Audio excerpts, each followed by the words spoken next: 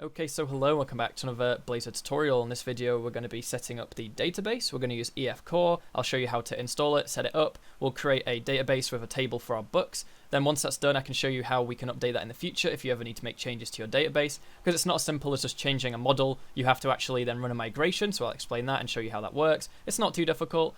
Let's get into it. But of course, first I've got to thank my patrons. A special thanks to Francisco Diaz, Rack, Yoros Letta, Hades Orko, Art Farrell, and Remy Baldwin. If anyone else is able to help support the channel monetarily, link to my Patreon is down below. There are also links down below to other social media such as Twitch, Twitter, and Discord, as well as our website. If you could go and create a free account on there or any of the other websites, it would be greatly appreciated. Now let's get to the video. So the first thing I want to do is sort out our project structure, which makes it easier to do commands later, because at the moment it's a bit of a mess and it's all weird, because these folders in here don't actually match the folders in our project. These folders in the solution are just kind of imaginary folders to sort it out in here.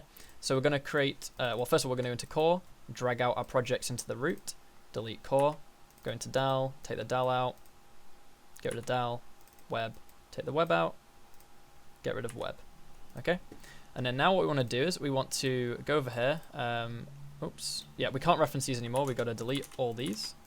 Don't worry, we're not actually deleting our stuff. Apparently core and core web have changes. Let me just see what changes would be in here. No, I don't think it's any problem. Just get rid of these.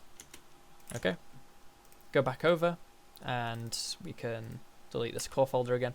So what we need to do is we need to, in our solution, make some folders. Now, as I said, these folders aren't real folders, because if we go ahead and put Blazor tutorial.core, you'll notice over in here, we don't have a folder called Blazor tutorial.core. It's just for organization. Then Blazor tutorial.web and Blazor tutorial.dal. Okay? And then now, if we go into core, we can add an existing project. Go to Blazor tutorial, and then we want to add into core. We're going to add core. And I want to add another existing project, core web, that one. Go into DAL, add an existing project, the DAL project, and then in web, we'll do the same. So go existing project, web, the web project, okay? Now, once you've done this, there'll be broken references between the projects. So you'll see here, these item group things, item groups here, yeah. This reference is broken, so you can delete these references. We'll have to manually add them back. It's a bit of a pain, but it's just a one-time thing. So all the references are now broken. I mean, we could have manually just gone through and typed them all, but I find it's quicker if we now just build our solution. Give it a second, just clean. Build. And when we build, we'll get build errors, and we can quickly just import what we need in the right places. So if we go over here, the iBook service, we do control dot add reference, jump down to something else, book, add reference, something down here. We need to manually add this one because you can't automatically do it in here. So if we go to, this is in the book page, so in the web, add reference, want to add reference to core web, there we go, okay. And in a second, that'll go green. There we go. Okay, close this, close this. What else is broken? Book over here. Go down, add the reference to DAL. That'll fix in a second. Unless it wasn't added. Sometimes Visual Studio is a bit annoying and doesn't add the things. Book service has been added, so that can go away. This has been added. This has been added. Okay, let's build it one more time. See what happens. And once this is all done, we have to create one more project, and it's going to be DAL migrations. And a migration is essentially the changes that need to be made to update the database. Now, currently we don't have a database, but you still need to make a migration to create the database. And then from there, whenever you make changes to models, you then need to make migrations. And I'll show you all about that when we get there. So yeah, we are missing it in... Wait, what did I just do? I just press make it a property. Is it added reference now? Yep. Build.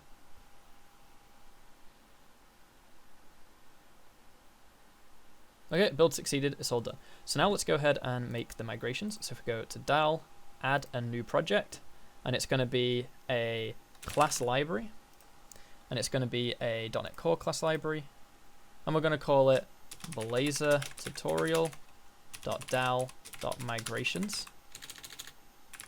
Like so, and it's just in the root Blazor tutorial create. but because I selected this folder, it's going to put it in here. We can get rid of the class it made, it doesn't matter. Okay, and there we go. So you look back here, we've got DapperDino DAL migrations. Oh, sorry, Blazor tutorial, because it's the one I'm used to working on is DapperDino. This is Blazor tutorial. And now this is empty. We don't need to do anything in here manually anyway. But what we want to do is we want to go over to DAL into here and create a new class. And this class is going to be an entity. So everything in our database is referred to as an entity, and it has to have a key, which is the unique identifier. So rather than going through all our models and adding a key tag on the public ID int field, you know, it's a bit repetitive and you got to make sure you do it right every time. What we can do is we can make a public abstract class entity, like so, and give it a public int ID, get set, and we're going to give it the attribute, if I remember, it's just key. Oops, I'm in the wrong place.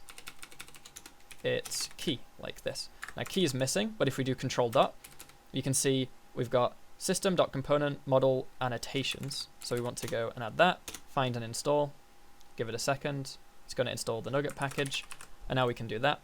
So this is marked as the key, the unique identifier for an entity. So if we go over to our book and just say it's inherits entity and get rid of the ID field, this book is now set up to be able to be stored in our database, okay? The next thing to do is to make the DB set, and a DB set, well, not the DB set, is to make the DB context, which has DB sets, and a DB set is a table. If you don't know database theory, I'd recommend looking that up and just understanding, you know, how databases work first before we actually do this.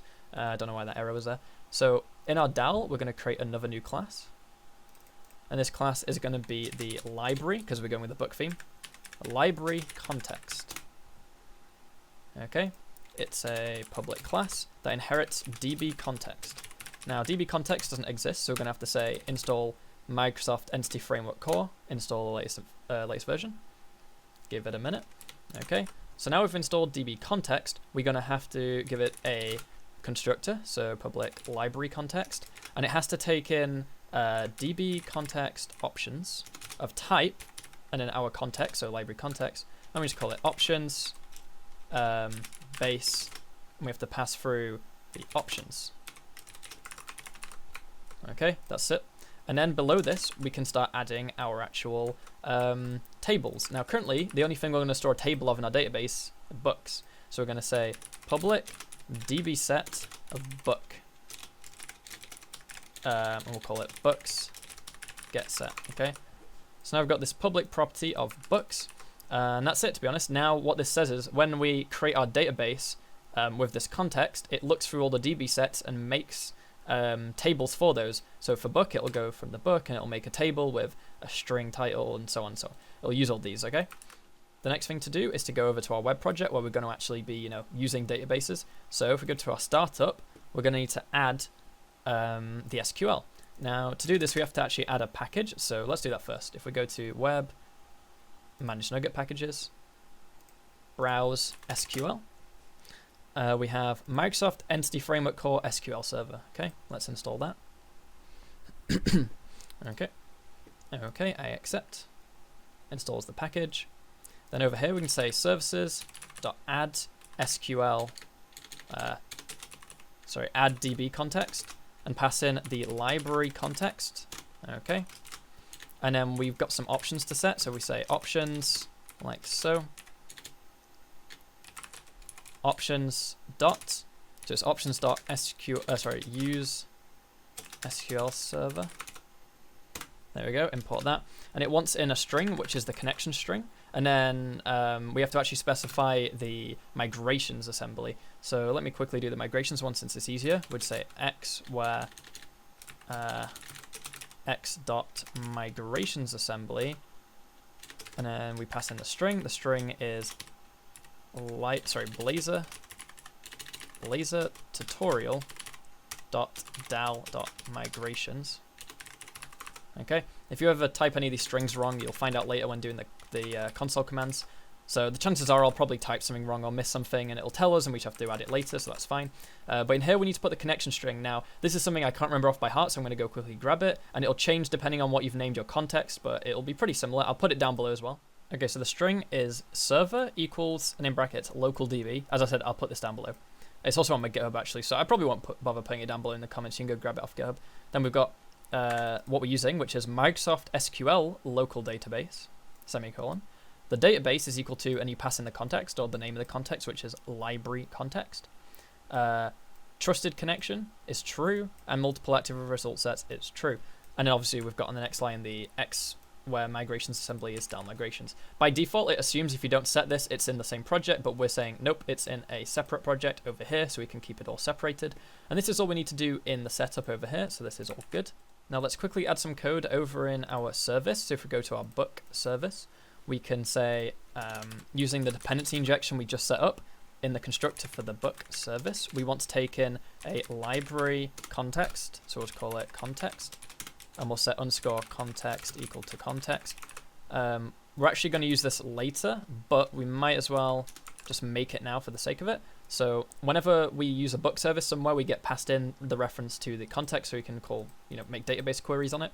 Okay, and that's it. So once this is all working, and we've made the database and the migrations, we can then replace this method using the context. We can query stuff to get the books, and we can use it from there. But let's get the database created now. So make sure you set your web project as your startup. So we're going to say set a startup, and I'm going to go open it in a command line because I find it's much easier to do. Okay, so we're going to use the command. First of all, you want to make sure you've got installed .NET tools, Entity Framework tool, sorry. So .NET tool install -- global, which means you never have to do it again for other projects. Otherwise, if you don't do global, it installs it just locally on this project. .NET -ef. Now, I already have it installed. It should probably tell me there's a problem. -ef. Oh, sorry. I put a space there. Okay. But yeah, it's already installed, so that's fine for me. And then we want to say .NET add package. We need to add the package Microsoft. Well, let me just copy it. Otherwise, I'm going to mess this up somehow. I'm going to type it wrong. So let me just go back and then shift insert, run. So we can add the package entity framework core.design. I'll actually link you down below to the document which explains how to set this all up, though we're doing it slightly differently, so don't follow it word for word. But anyway, it's added that package, and now we can actually do the migration. So I wrote this out earlier, so I'd have to do it now. Obviously, this command I can put down below if you want, but also you can just pause it. So we've got .NET EF space migrations, add, so adding a new migration. Then you put the name of the migration, so I'm calling it initial create like they do in the example. P, then P is the project, so it's .. to go up, because keep in mind, we are now inside, if I go here, Blazor tutorial, we're in here. So we do .. which goes up, so now we're in here. And then we go into Blazor tutorial.dal.migrations, so into here. And then / Blazor tutorial.dal.migrations.csproj, which is this. We need to reference, or not reference, but give it the path to the project where the migrations are, okay? Which I've just done there. And then at the end we say -- context space, and then the name of the context, but with the namespace before it. So that's Blazor tutorial.dal.library context, okay? You can figure out what that is if you go to your context. It's the namespace, so Blazor tutorial.dal, library context, okay? Now once you've done this command in your command line, you can either copy, save it somewhere, and all you have to change next time is this name of the migration. I'm actually pretty sure there are shorter ways to do these commands, but this is the way I usually do it, and it works just fine, so this is the way I'd recommend doing it if you can't figure out how to do it any easier. But anyway, let's run it. Chances are I'm missing some package or something I have to install to get it work. But yeah, first you have to build, right? So let's make sure the project builds. Build failed. Okay, that's the first place to start, right? So apparently db context, so we need to in here add entity framework. Apparently that's missing. Well, actually no, that's the problem. No, cancel. We don't want entity framework, we want entity framework core, which I swear we already had installed, but apparently that's gone. Let's quickly uninstall the entity framework I accidentally just installed. So yeah, we still have entity framework core installed. It's just being a bit weird. I don't know why. Let's just quickly clean solution, get rid of this. Rebuild solution. Okay, so I think the problem is if we select this actual csproj and you see there's a little asterisk up here, maybe you can't see it. It's because it's not saved for some weird reason. So now if I save and rebuild, maybe that'll fix it. It's just some weird Visual Studio problem. So guys, in my web project, I've just uninstalled the packages that were in because the design and SQL server thing had messed up for some reason. So I'll just type in design again and get the entity framework core design. I feel like because I did it through the command line, it messed something up, so I'm just going to install it manually through here. And then I'll do the same for the SQL server. So Entity Framework Core, SQL Server, install. Okay. Yep. Close, save this, come back to the startup. And now there's no problems there. So hopefully when I rebuild solution, finally, we should get a build succeeded. And we do. So now we can go over here, press up, run it, and it'll hopefully work. So build started. Will we get a build succeeded this time? We do. Could not load assembly, ensure it's referenced by web. Okay, so we go to web, add, reference to migrations, press OK, and make sure this stupid thing is saved because that was the problem from earlier. So make sure you save your project file, run it again. And this time, because it is referencing migrations, it should make us a migration. So finally, we've got everything set up. You have to do this ever again. It's a one-time thing. It's a bit annoying, a bit fiddly. So if we look over here in migrations, we'll get a migrations folder any second now when this is done. Build succeeded, done. We've got a migrations folder, and here it is. We've got the migration with the ID and initial create, and you'll notice it says up and down. So basically, up and down is the code to, well, what you need to run to make the database go up to the new version or down to the old version. So because what is happening here is we're creating a new table and setting up the table for books. To get rid of this update, all we'd have to do is drop the table books to get rid of it. Now, we are missing a few things in here, so let's just install these things. Okay. Now, we've got our migration. Okay, so come over here. Library context could not be found. Okay, so we just need to tell migrations. We need to add reference to DAL. Okay.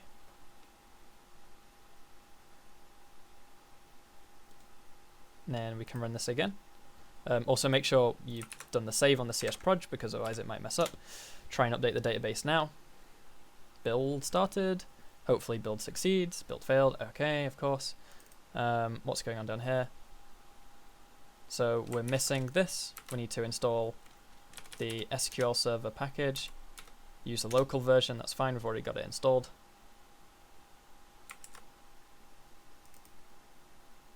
This is fine too. Try again. So it's a lot of trial and error, guys. We're just missing certain things. It's hard to remember every little thing to install. So build started. And again, what have we got now?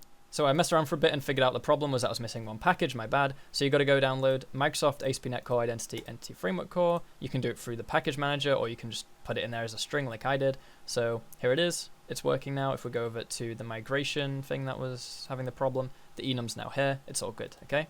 So if we go back to the command line, bring back the command, and also we should change this, because it's not going to work, change the word migrations to database.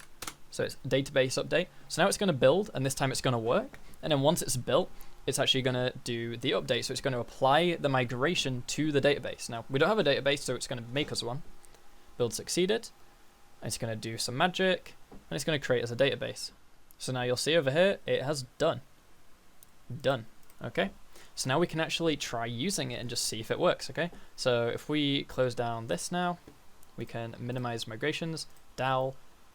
So now we can head over to the book service. We've already injected the context, so let's change this function to actually use the database. Now we're going to know if the database exists and works if we don't get any errors, because otherwise the connection's not going to be there. Obviously there's nothing actually in the database right now, and we'll sort that out in a minute, but what we're going to say is, we're going to say rather than returning a book array like this, we're going to return a list of books. So we can say we want a list of book, get books, or get all books async. So I'll explain asynchronous stuff in the future, but just go with me for now. So we've got task list book, okay? Now at the end of the day, we're going to get a list of book back off this, but it still needs to be a task and this to be asynchronous. So we'll put it here. It needs to be, I said async, so we put async, okay? And what we need to do is we need to return await context, so context is the database, access the books, and we're just going to say to list async, like so. Oops, typo. There we go. Configure await false. So what this is going to do now is it's going to say take all the books from the database, put them into a list, or like, you know, convert to a list, and then configure wait false is something to do with how it waits asynchronously. As I said, I'll cover that in another video. So this should give us a list of books back. Sorry. So if we now go to where we use it in our component for our table, so that's core web books, the book table. There we go. We use an enumerable of books, and that works fine actually. Now we pass it in from the page, so actually let's go back to the books page. Now you'll notice here there's a book array, but this get books, well, first of all it needs to be get all books async.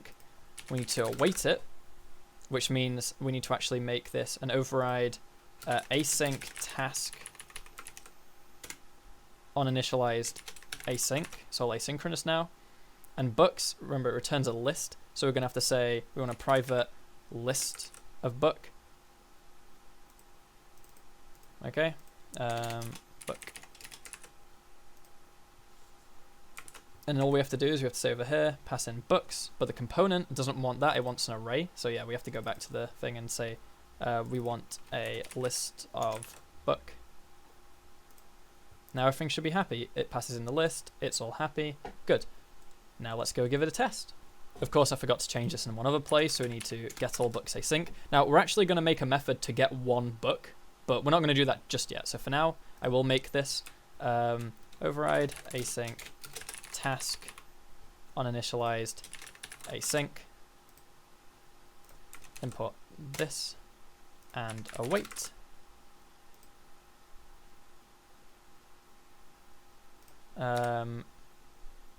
Now this returns a